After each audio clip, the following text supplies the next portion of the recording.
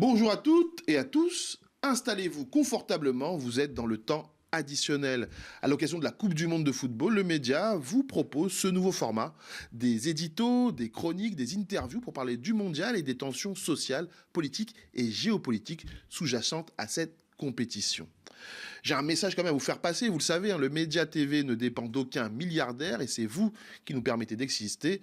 Pour que ce format puisse continuer d'exister et que d'autres puissent naître, le média est en lutte pour sa survie. Nous venons de franchir le premier palier de 3000 donateurs mensuels. Alors merci à celles et ceux qui nous soutiennent. Pour les autres, je vous donne rendez-vous sur cap-sur-10k.lemediatv.fr. Temps additionnel, c'est parti. C'est pas touché. On voit Zizou.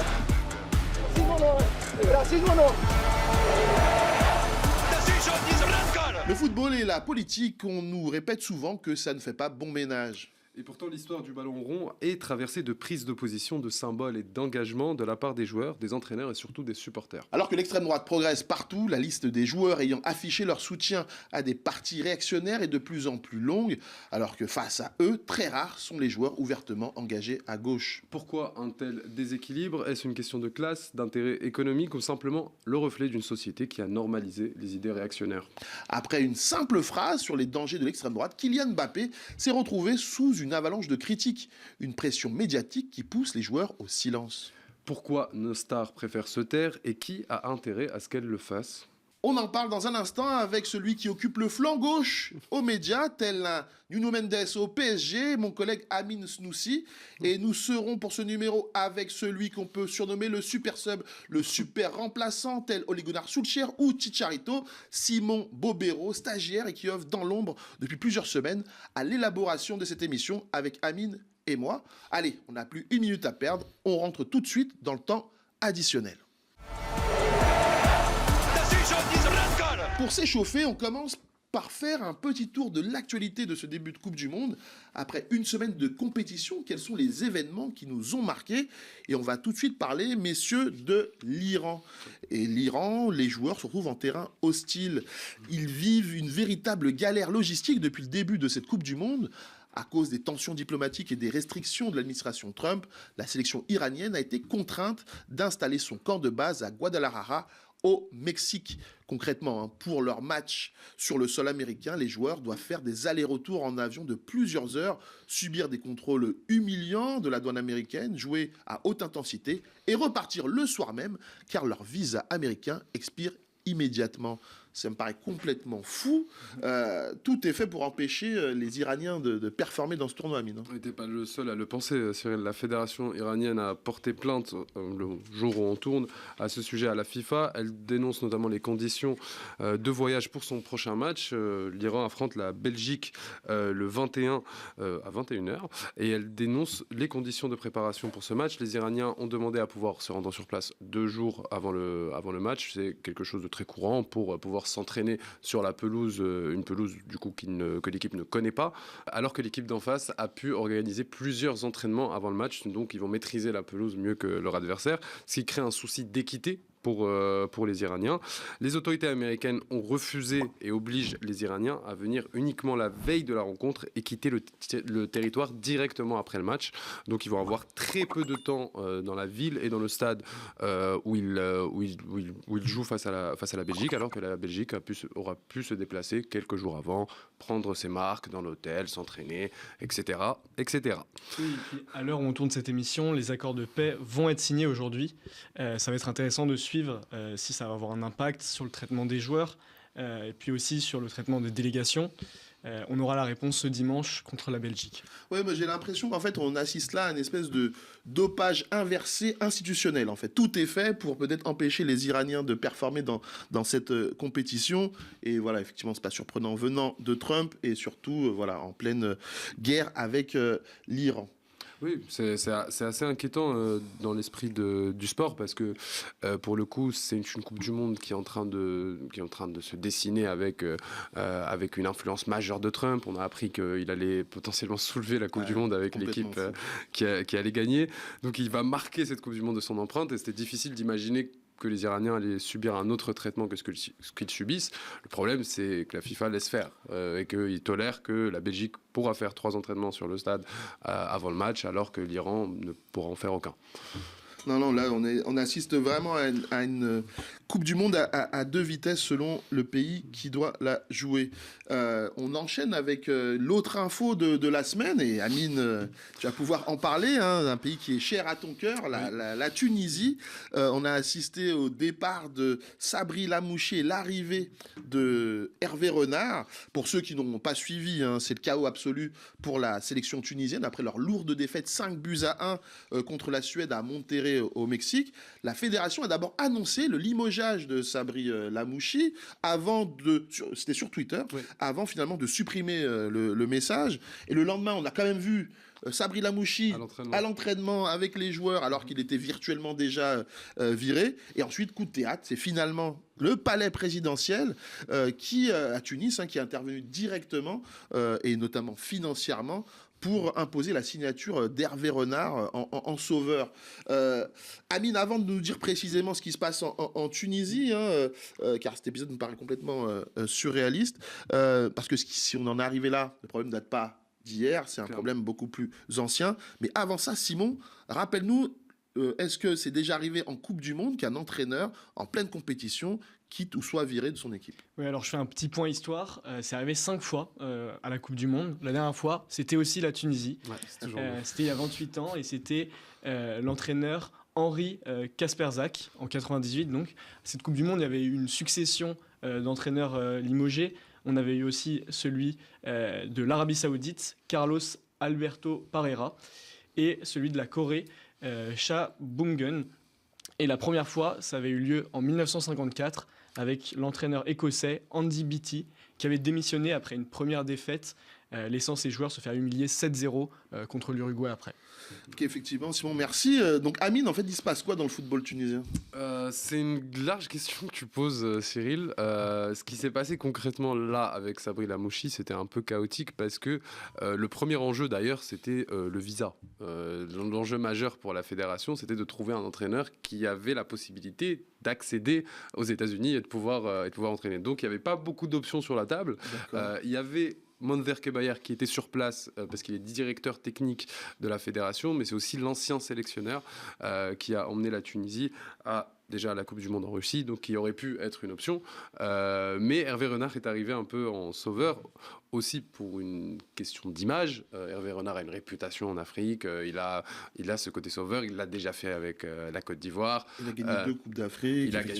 Il a un palmarès qui parle, et c'était vraiment une idée politique de la part de la présidence de sauver l'image après la défaite 5-1 contre la Suède, et c'était ça l'idée, parce que la Tunisie a toujours eu du mal en Coupe du Monde à s'imposer. Par contre, un 5-1, c'est pas arrivé depuis très longtemps, surtout qu'il intervient après un dernier match perdu 5-0 contre la Belgique, donc ça faisait un peu beaucoup. Il y a eu une véritable levée de bouclier médiatique pour le départ de Sabri Lamouchi, mais aussi contre les joueurs. Ils sont sous une pression énorme. Les supporters tunisiens sont partis devant l'hôtel pour les insulter. Il y a beaucoup de tensions après ce premier match. Donc Hervé Renard, c'est une option coûteuse. On ne sait pas si la fédération d'ailleurs aura les moyens de continuer longtemps avec Hervé Renard, mais c'était l'option publique la plus intéressante. Pour ce qui est du football tunisien, il y a une véritable crise du football tunisien depuis longtemps, à cause de plusieurs choses. L'argent, c'est toujours compliqué, il y a de moins en moins de moyens. Il y a aussi une baisse de la production de talents tunisiens, notamment les grands clubs tunisiens, l'Espérance sportive de Tunis, qui a remporté plusieurs fois la Ligue des champions africaine. C'était un incubateur de talents pour l'équipe nationale. Mais maintenant, elle développe plus des talents algériens, des talents de recruter, en tout cas, ailleurs qu'en Tunisie, qui ne passent pas par le centre de formation, donc qui sont pas forcément tunisiens. Donc l'équipe est plutôt internationalisée, on va dire. Et il n'y a pas beaucoup de production de talent. notamment à l'étranger. On n'a pas la même vivier que le Maroc ou l'Algérie à ce sujet, donc on va aller chercher des joueurs qui sont binationaux très jeunes. C'est une stratégie de développement. Les convaincre très jeunes, en les sélectionnant très jeunes et en leur donnant un rôle. Des fois, ça marche. Ça a marché avec Hannibal Mejbri. Des fois, les résultats sont un peu moins positifs, comme avec Ismaël Garbi, ancien joueur du PSG, qui a été sélectionné, qui a très très vite eu des titularisations. Mais c'était un peu pour le bloquer, entre guillemets, pour lui permettre de représenter la Tunisie. Et sportivement, ça n'a pas payé. Il n'est d'ailleurs pas à cette Coupe du Monde. Et d'ailleurs, par contre, il y a l'attaquant suédois d'origine tunisienne, lui, vous n'avez pas réussi à convaincre, qui a mis un doublé lors de ce match contre la Tunisie. Merci de le souligner. Oui, d'ailleurs, il a fait quelque chose d'assez mignon, c'est de ne pas célébrer le premier but. Ouais. Mais le deuxième, il s'est dit, c'est bon, j'ai respecté la première fois, la deuxième, j'y vais. Et ça a rajouté un peu de dramaturgie à ce match. Hein. C'était vraiment le clou de Sabri Lamouchi, c'était ça. Et son départ, finalement, était très, très, très prévisible parce que depuis qu'il est arrivé, les résultats sont très mauvais. Semble-t-il, les infos qui sont sorties, qu'il a candidaté à la fédération du Mali alors qu'il était en poste, et ça c'est quelques semaines avant la Coupe du Monde. Il était déjà sur le départ, quoi. Après, il est arrivé pourtant juste après la Coupe d'Afrique des Nations, qui a eu lieu en début d'année 2026. Donc il était censé insuffler autre chose à la sélection tunisienne, mais il se trouve qu'en Tunisie, la fédération et le pouvoir politique interviennent.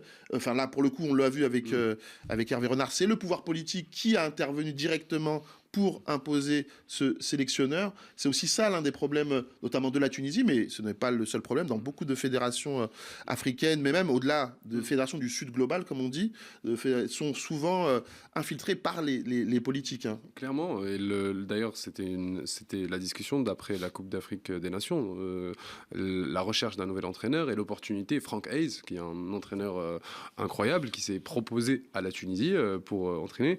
Et par nationalisme, un peu par souci de l'image, c'est le pouvoir politique qui a décidé qu'il fallait un Tunisien à la tête de l'équipe nationale tunisienne. Pour au final aboutir sur Hervé Renard, effectivement. Donc, typiquement, c'était un choix politique de mettre Sabri Lamouchi. C'était un choix politique de le remplacer par Hervé Renard. Le seul choix à peu près sportif, c'était de le démettre, en fait. Mais initialement, c'était un choix qui a été fait sous fond de nationalisme, sous fond de Franck Hayes, ça va coûter trop cher. Il a l'idée qu'aller chercher un entraîneur étranger n'avait pas de sens. Et finalement, on confie le destin à Hervé Renard en pleine Coupe du Monde.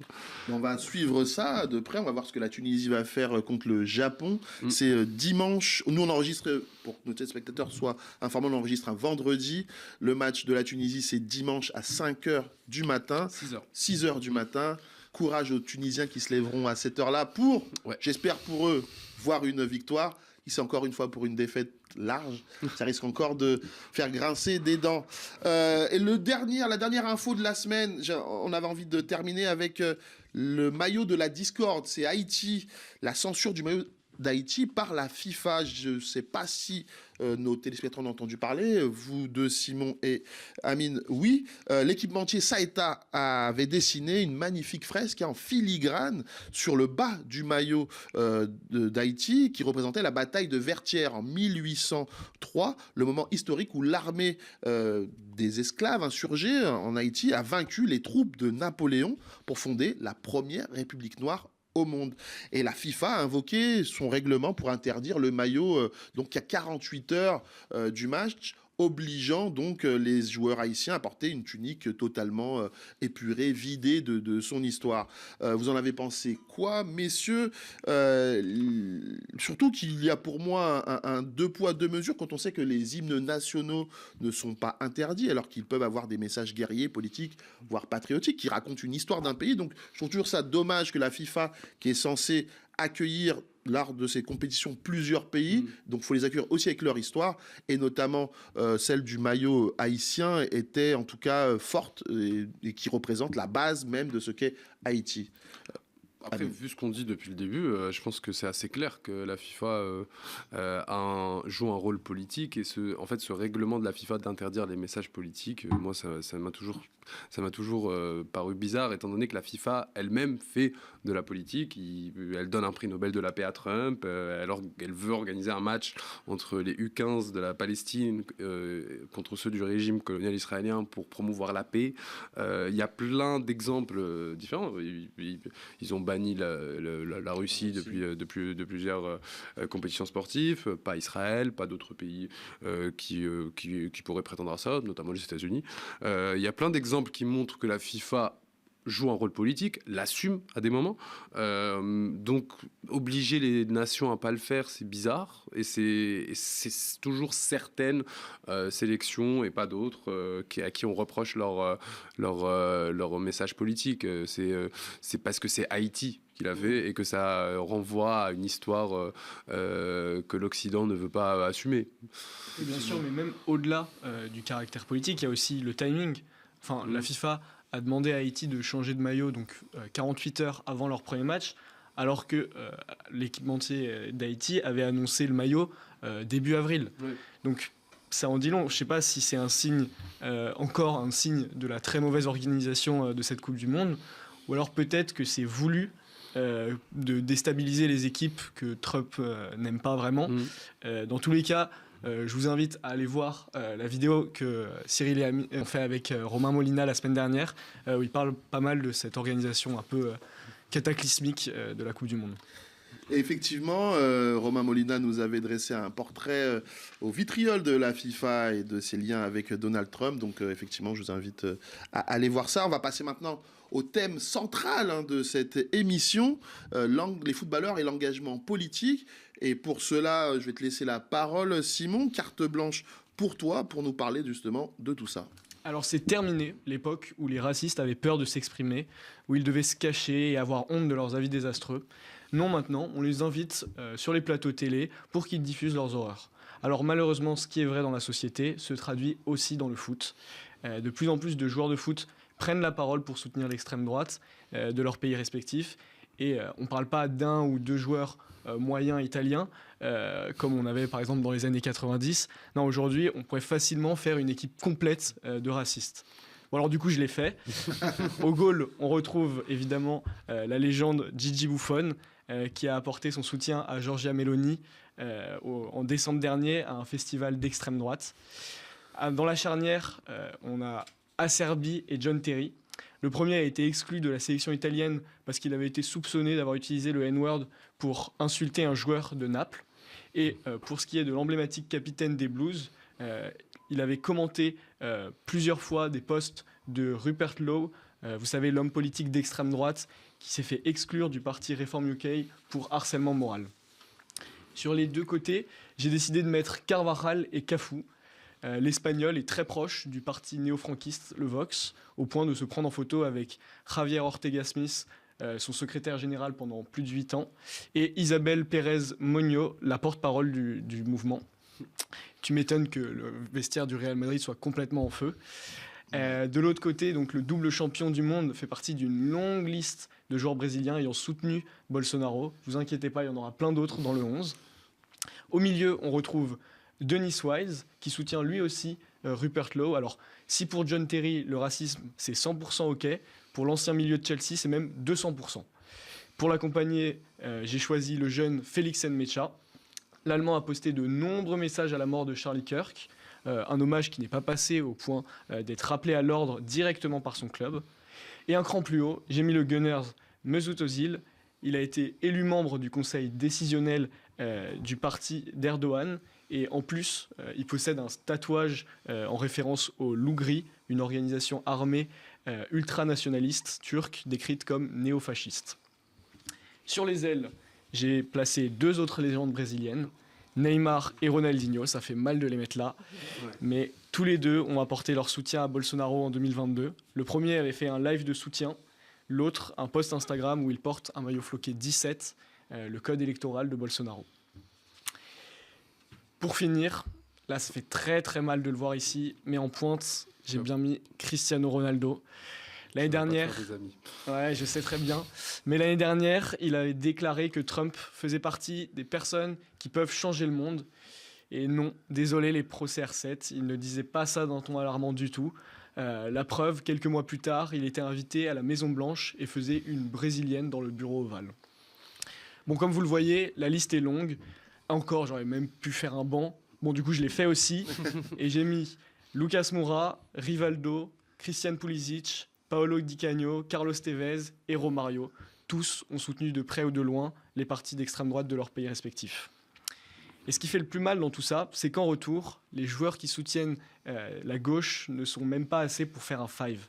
On a quoi? Socrates, Juninho, Rai, Dorasso, et c'est à peu près tout. Alors bon, je lance le débat. Pourquoi y a-t-il un tel écart entre les deux forces politiques ?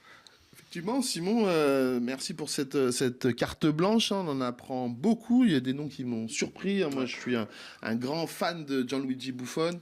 Ouais. Donc, je ne comprends pas ce qu'il fait dans cette liste. Tu vas revoir peut-être tes sources d'infos, Simon, parce que Buffon ne peut pas être là-dedans. Ça ne passe pas pour moi.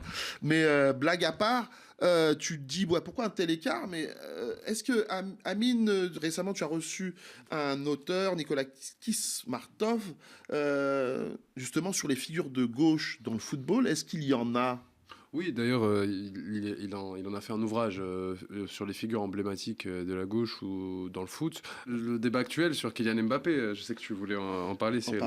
Ouais, effectivement, parce que effectivement, c'est des vieux ou des anciens, pour en parler mieux que ça, parce que pas des ancêtres, mais des anciens. Mais il y a aussi dans la nouvelle génération des joueurs qui, sans s'afficher ouvertement à gauche, prennent parfois position, et notamment, tu viens de le citer, Amine, Kylian Mbappé, qui récemment a encore dit dans une interview chez Vanity Fair qu'il fallait éviter l'extrême droite, mais beaucoup de gens lui sont tombés dessus. Comment vous expliquez qu'en fait, un joueur de l'équipe de France comme Kylian Mbappé, dès qu'il prend la parole, alors qu'on lui demande parfois d'être un modèle dans la société, mais quand il prend la parole, on lui reproche d'avoir pris la parole? C'est ce que disait Platini, je pense. Il y a cette attente sur les joueurs de l'équipe de France qui représentent tous les Français. C'est très questionnable, voilà, parce que surtout, Platini avait précisé si il porte le maillot de l'équipe de France et d'autant plus le brassard de capitaine, il ne peut pas donner son opinion, mais s'il veut le faire à Madrid, il peut le faire.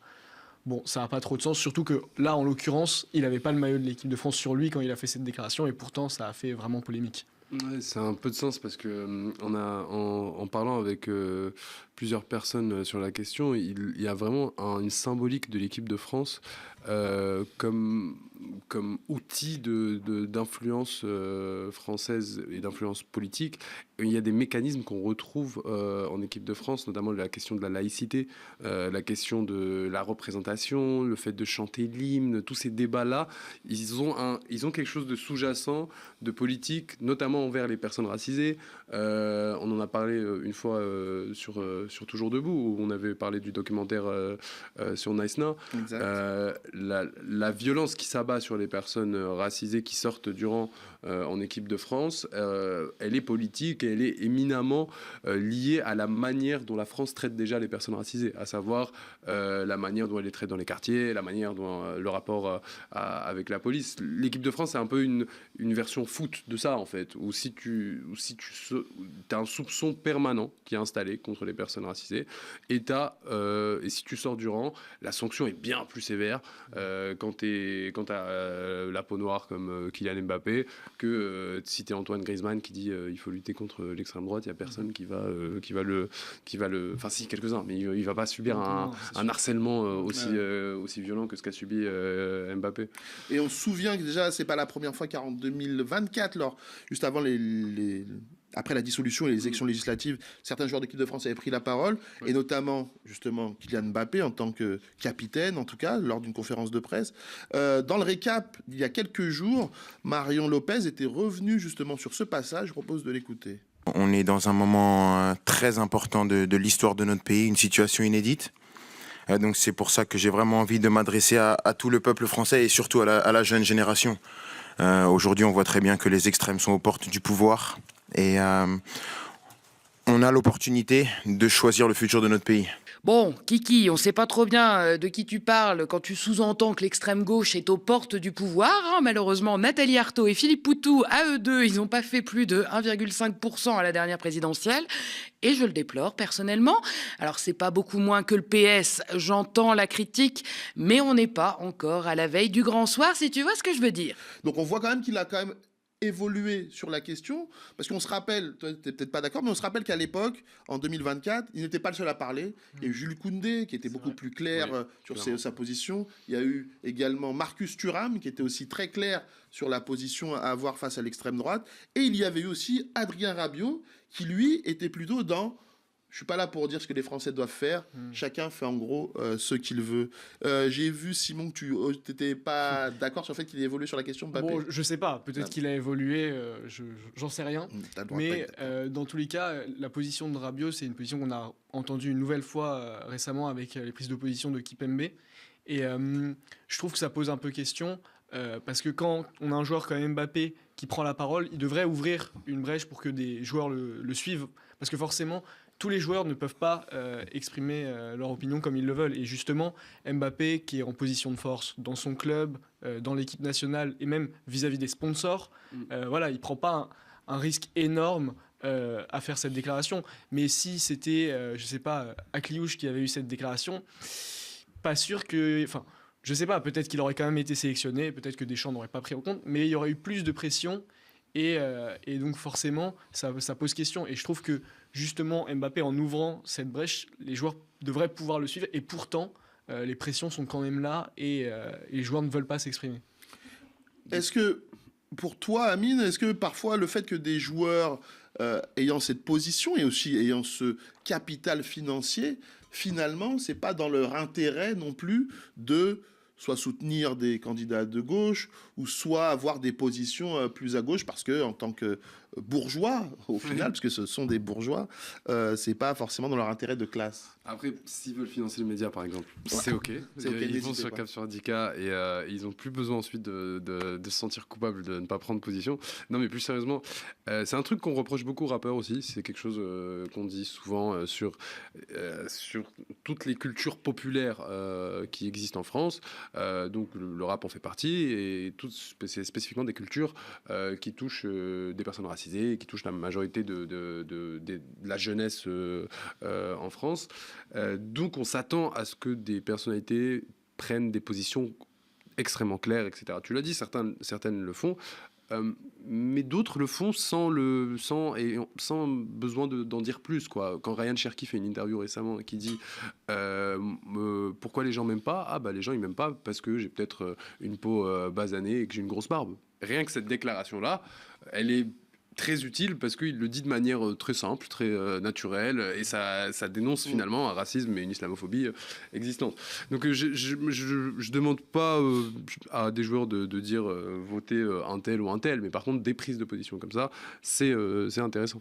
Et ouais, tu fais bien de le rappeler, parce que il l'a dit de manière totalement anodine, on connaît Ryan Cherki et son naturel, mais de mémoire, c'est, à part peut-être l'époque Thuram, c'est le seul dans cette nouvelle génération qui clairement dit les termes, comme on dit. Il a quand même clairement expliqué que c'est parce que, il a pas dit ça dans ces termes-là, mais il a peut-être dit de manière à ce que ça passe un peu mieux, parce que c'est parce que il est arabe, en tout cas d'origine maghrébine, que parfois on le voit de telle ou telle manière, et qu'en équipe de France, parfois pour ceux qui ont la peau un peu plus mate, ça peut être un peu particulier pour eux. En tout cas, dès qu'ils ne suivent pas la ligne qu'on espère qu'ils doivent suivre, tout d'un coup, les médias et parfois les supporters leur tombent dessus. Mais je pense, pour revenir sur ce que tu disais, Amine, qu'on attend particulièrement aussi dans le milieu du rap, que les rappeurs ou rappeuses prennent position. Je pense que c'est aussi lié au fait qu'ils viennent de milieux souvent défavorisés. Et donc, du coup, on a tendance à penser qu'ils auraient plus de conscience de classe et de ce que ça peut avoir comme enjeu. Malheureusement, moi, je pense que c'est souvent l'intérêt économique qui prime. Et il peut y avoir aussi un peu cette éthique très libérale de si j'ai réussi, c'est grâce à mon travail, grâce à ce que j'ai accompli. Et donc, je ne vois pas pourquoi je serais plus taxé, etc. Et donc, c'est pour ça, à mon avis, qu'il y a autant de positions à droite et à l'extrême droite, malheureusement. Et justement, pendant cette Coupe du Monde, on parle d'extrême droite, il y a un geste, un sigle qui a fait beaucoup parler. C'est donc un arbitre qui, lorsqu'on l'a présenté à la caméra, aurait fait un sigle de suprémaciste blanc. Ça voudrait dire White Power. C'était un sigle comme ça, si on le voit bien, je ne sais pas si je le fais bien, mais ça voulait dire White Power, W, et là le P, enfin bref. Et pour le coup, Mathilda nous a fait une petite vidéo pour nos réseaux sociaux. Je propose de l'écouter, on en parle juste après. Un arbitre de la Coupe du Monde fait un geste néo-nazi devant le monde entier. Dimanche 14 juin, juste avant le match Allemagne-Curaçao, les arbitres de la VAR sont présentés à la caméra. L'un d'eux, l'Australien Sean Evans, fait ce geste avec les doigts. Vraisemblablement, il aurait fait exprès puisqu'il sourit et il tient la pause pendant plusieurs secondes. La FIFA a immédiatement été interpellée par le Fair Network, son partenaire qui surveille les drapeaux, les chants et les symboles racistes pendant les matchs internationaux. L'ONG estime que ce geste ressemble clairement au signe du White Power utilisé dans les milieux d'extrême droite à travers le monde. Pour rappel, Brent Tarrant, le terroriste d'extrême droite qui a tué plus de 50 personnes lors des attentats de Christchurch contre 2 mosquées en Nouvelle-Zélande, avait fait ce geste pendant son procès en 2019. Donc pour le Fair Network, c'est clair, c'est un geste néo-nazi et cet arbitre ne devrait plus avoir aucun rôle à jouer dans cette Coupe du Monde. Sean Evans, lui, dit qu'il n'a pas fait exprès, que c'était juste un tic involontaire et inconscient, mais pas du tout un geste pour communiquer un message ou une affiliation, un jeu ou une croyance. La FIFA a ouvert une enquête qu'elle a fermée lundi soir. Sa commission disciplinaire indépendante n'aurait relevé aucun élément qui indiquerait une violation du code disciplinaire de l'organisation. Et les gars, vous pensez quoi justement de cette polémique sur cet arbitre-là, ce geste-là? Simon, est-ce que pour toi ça te parlait? Est-ce que ça te semble être un geste Je sais pas du tout dans quelle optique il a fait ça. Moi j'avoue qu'en voyant le signe, j'ai plus pensé au jeu qu'on fait dans la cour de récré où on fait le rond et qu'après on tape sur l'épaule de son pote. Donc je sais pas dans quelle optique il a fait ça.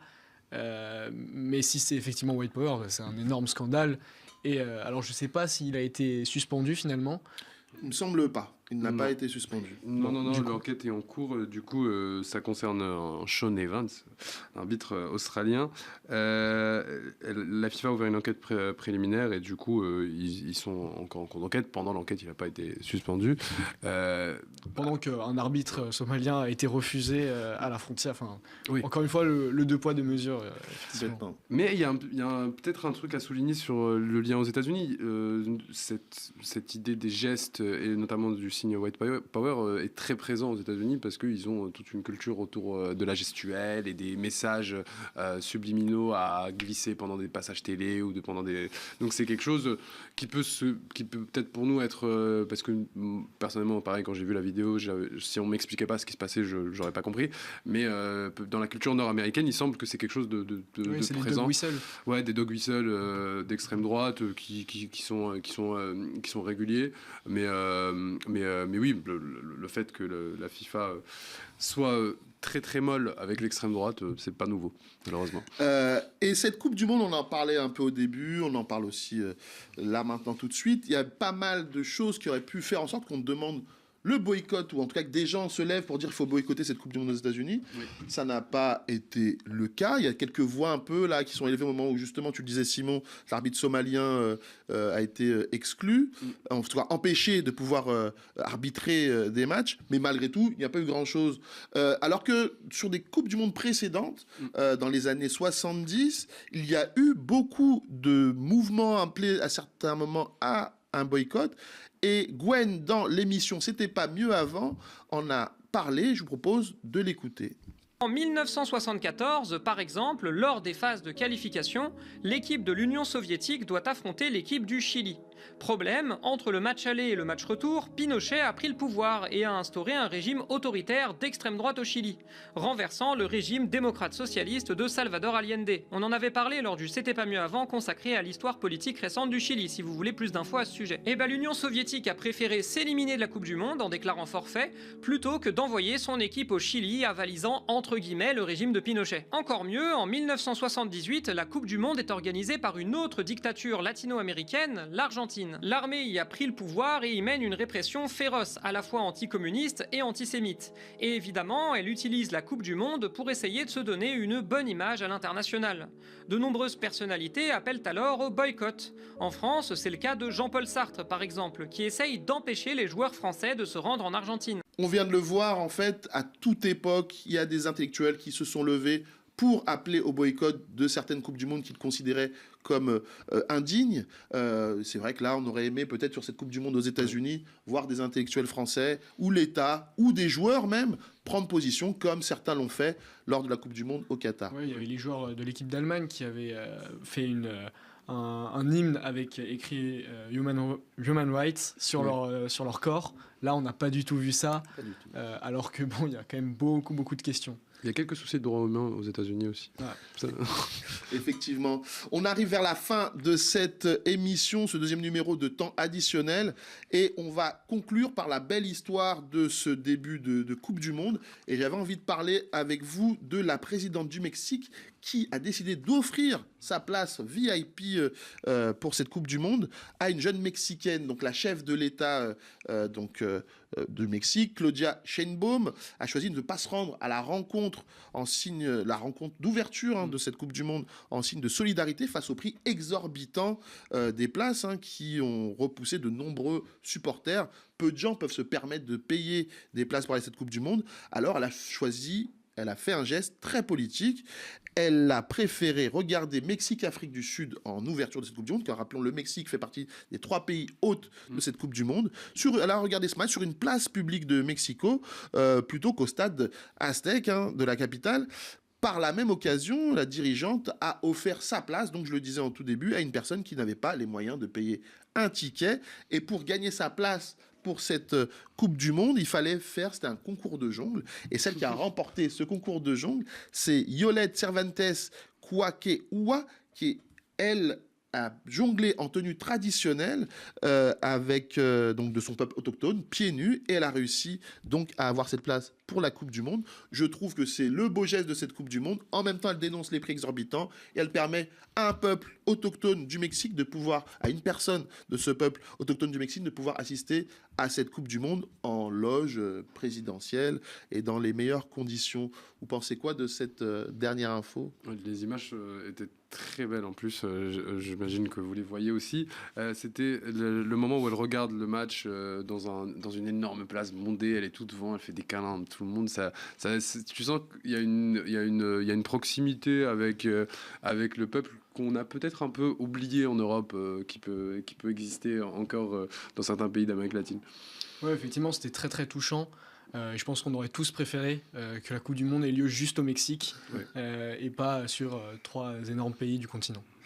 Effectivement. Amine, tu voulais un petit mot sur l'Italie ? Oui, tu m'as demandé un beau moment de cette Coupe du Monde, l'absence de Vitaly. T'as pas de faire que des amis, toi aussi ? Oui, ça va. Mais en plus, étant donné que Gennaro Gattuso à l'époque du match contre la Norvège pour sélectionneur de l'équipe nationale d'Italie. Oui, après le match face à la Norvège où il a déclaré qu'il y avait un problème organisationnel à la Coupe du Monde, super. Moi, je m'attendais qu'il allait dénoncer les prix, la maltraitance des gens. Non, pas du tout. C'était juste ce qui le dérangeait, c'est qu'il y avait trop de qualifications accordées à l'Afrique et à l'Amérique du Sud, et que c'était ça, selon lui, qui posait problème à la Coupe du Monde. Et le voilà, le coach de mon équipe de raciste. Ah voilà, c'est bon. C'est bon, on l'a. En tout cas, cher. Mais du coup, merci messieurs pour ce deuxième numéro de temps additionnel. Ça va se terminer là. Le temps additionnel est terminé. Je pense qu'on a permis à nos téléspectateurs de rentrer un peu dans les coulisses de cette Coupe du Monde. Merci à toi, Simon, d'avoir été avec nous et d'avoir élaboré avec nous cette émission. Malheureusement, ton stage s'arrête déjà. Pourtant, tu as été très performant, je pense, ce soir. Le super sub est rentré à la dernière minute et je pense qu'il a planté quelques buts. Et donc, du coup, on va pouvoir terminer là-dessus. Merci, Amine. Merci. Tu as bien occupé ce flanc gauche à la Nuno Mendes, en espérant que tu puisses être encore plus performant lors de la prochaine, du prochain match, et surtout permettre à tes compatriotes tunisiens, leur donner cette force pour éviter le piège japonais et le piège hollandais. Merci à vous de nous avoir suivis. N'oubliez pas, on a besoin de vous, le média a besoin de vous, cette émission a besoin de vous. On a franchi un premier palier, 3000 donateurs mensuels. Merci à celles et ceux qui nous soutiennent. On a un objectif de 10 000, on peut y arriver. Et pour ça, rendez-vous sur cap-sur-10k.lemediatv.fr. Je vous laisse avec la suite de nos programmes.